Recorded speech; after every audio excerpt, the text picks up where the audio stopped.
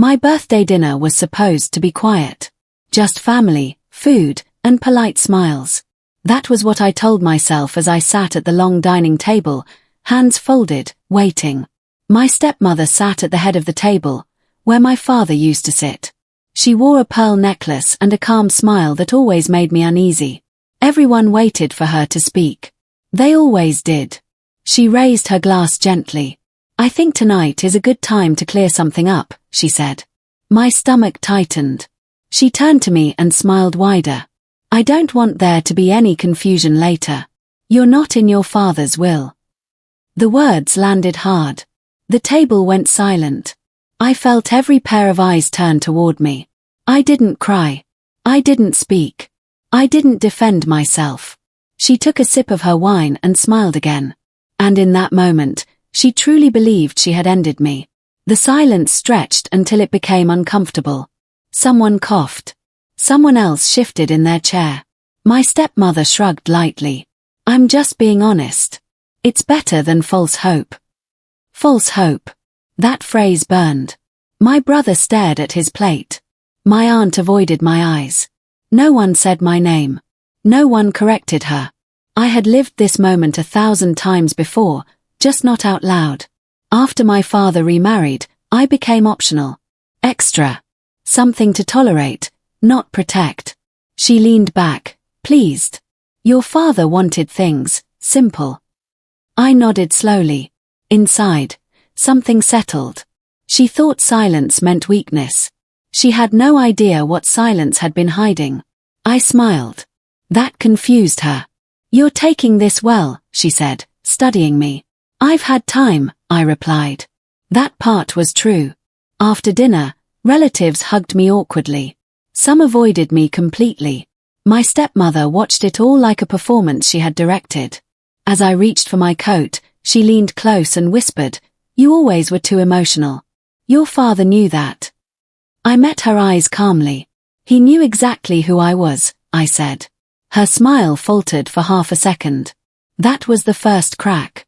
That night, I went home alone. I didn't cry. I didn't call anyone. Instead, I opened the small metal box in my closet. Inside were documents, notes, and one sealed envelope with my name written in my father's handwriting. He had handed it to me months before he died. "Not yet," he had said. "Timing matters." I had trusted him. Now, I understood why. I didn't open the envelope. Not yet. Because the moment wasn't right. A week later, my stepmother called a family meeting. She said it was about moving forward. She sat confidently, papers neatly stacked, already in control. She spoke about the company. About assets. About decisions that had apparently already been made. Then she said it. "As executor, I'll be managing everything." Executor. I looked at her carefully. She smiled at me. "You don't need to worry about any of this." I nodded. She mistook my calm for surrender. That would be her biggest mistake. After the meeting, my uncle pulled me aside. "I'm sorry," he said quietly. "Your father loved you." "I know," I replied. "If you want to fight this." "I don't need to," I said gently. He looked confused. That night, I finally opened the envelope. My father's handwriting filled the page. By the end, my hands were shaking. Not from fear. From clarity. The letter explained everything. He had seen the way my stepmother treated me. The comments. The exclusion. The quiet cruelty. He had documented it. He had planned carefully. Legally. Thoroughly.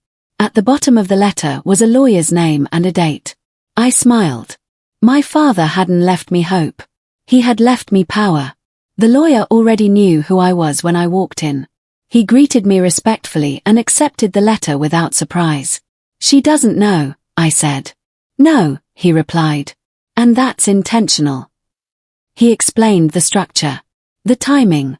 The protections. Everything was airtight. "She believes she's in control," he said. "For now," I replied. Weeks passed. My stepmother grew bolder. She spoke openly about inheritance and authority. She never mentioned me. I never corrected her. Silence, when used properly, is a weapon. Then came another dinner. Bigger. Louder. More people. My stepmother stood to speak. And that's when the lawyer walked in. Her face drained of color. He introduced himself calmly and asked permission to read something aloud. She couldn't stop him. The company, the lawyer said, was transferred entirely to the daughter. Chairs scraped. My brother laughed. That's not possible. It is, the lawyer replied. Effective immediately. All shares. All voting rights. Full control. My stepmother stood up. I helped build this. The lawyer looked at her. Your husband disagreed. He opened another document. This was written by him.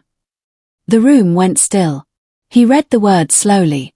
I am transferring everything to my daughter because I have watched my wife diminish her, exclude her, and treat her with cruelty. Gasps filled the room. I will not reward wickedness with inheritance. My stepmother's knees buckled. The lawyer continued. The house, all contents, and properties now belong to the daughter. My stepmother whispered, No. You were granted temporary occupancy only, the lawyer said. 6 months. She turned to me, shaking. 2 days later, she came to my door. No jewelry. No confidence. We can work something out, she begged. A payment plan. You told everyone I didn't matter, I said calmly. She cried. I didn't. I'll give you 60 days, I said. After that, my lawyers will handle it. Her power collapsed completely. On my first day as CEO, I changed the locks. Quietly. Legally. She moved out without a goodbye. I visited my father's grave. Thank you, I whispered. What he left me wasn't revenge. It was justice. And this time, no one could take it from me.